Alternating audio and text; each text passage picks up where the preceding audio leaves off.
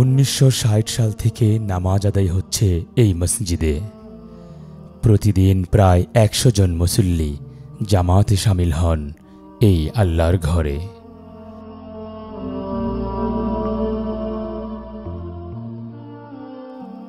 দিনে দিনে মসজিদটি হারিয়েছে তার জৌলুস।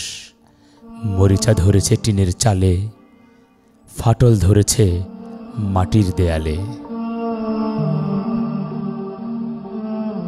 সামান্য বৃষ্টিতে টিনের চালের ছিদ্র দিয়ে পানি পড়ে ভিজে যায় নামাজের স্থান। 65 বছরে নামাজির সংখ্যা বাড়লেও বাড়েনি মসজিদের আয়তন। নেই ভালো ওজুখানা ও টয়লেট।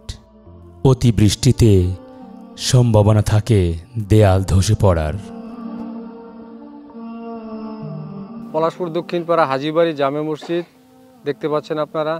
সেই জামে মসজিদটি 1960 সালে নির্মিত একটি অনেক পুরানো মসজিদ।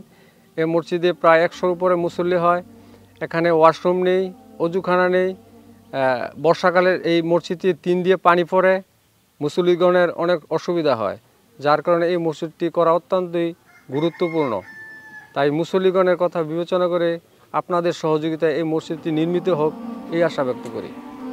জীর্ণ শীর্ণ মসজিদেই অনেক কষ্ট করে জুমার নামাজ সহ দৈনিক 5 ওয়াক্ত সালাত আদায় করছে ধর্মপ্রাণ আল্লাহ প্রেমীগণ।